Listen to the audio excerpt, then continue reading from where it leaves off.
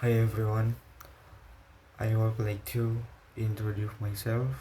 I am Muhammad Baihaqi from the Information System Study Program, kelas SI 25B NPM 253-11024.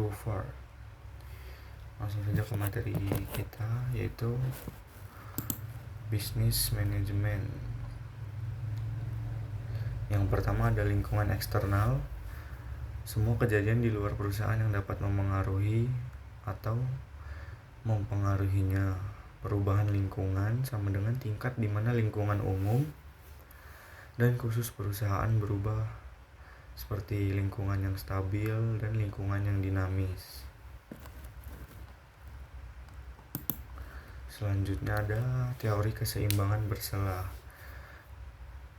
Perusahaan melewati setiap periode stabilitas yang panjang di mana perubahan bertahap itu terjadi, dan ini diikuti oleh periode singkat yang dinamis. Jumlah dan intensitas faktor eksternal dalam lingkungan yang memengaruhi organisasi.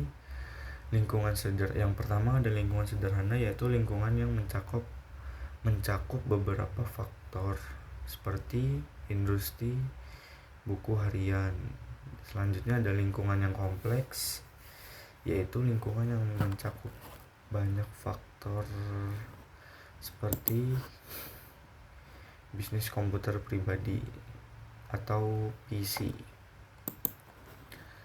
Selanjutnya ada kelangkaan dan ketidakpastian sumber daya. Kelangkaan sumber daya yaitu kelimpahan atau kekurangan sumber daya organisasi yang penting dalam lingkungan eksternal.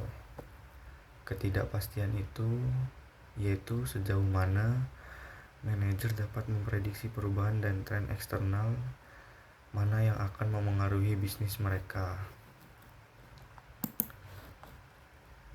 Selanjutnya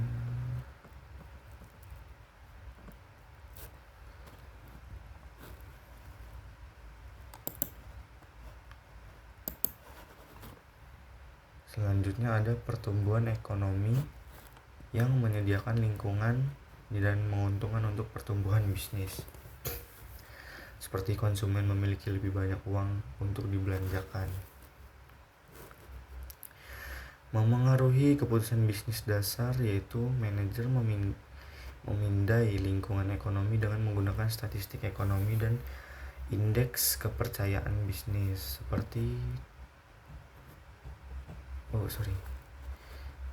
selanjutnya yaitu pengetahuan alat dan teknik yang digunakan untuk mengubah input menjadi output. Perubahan teknologi membantu perusahaan, seperti menyediakan produk yang lebih baik dan menghasilkan produk yang lebih efisien. Semua itu harus digunakan secara efektif untuk meningkatkan produk atau mengurangi biaya.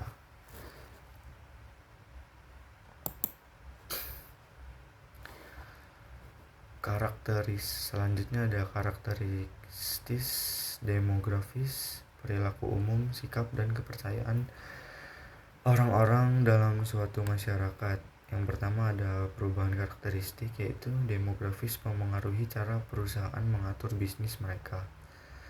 Perubahan perilaku, sikap dan keyakinan memengaruhi permintaan akan produk dan layanan bisnis.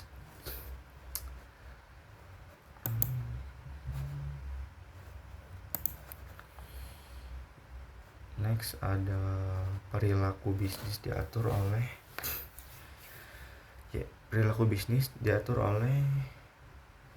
undang-undang, peraturan dan keputusan pengadilan. Manajer harus mengetahui undang-undang, peraturan dan kemungkinan tuntunan hukum yang dapat memengaruhi bisnis mereka. Sekian penjelasan tentang bisnis manajemen dari saya.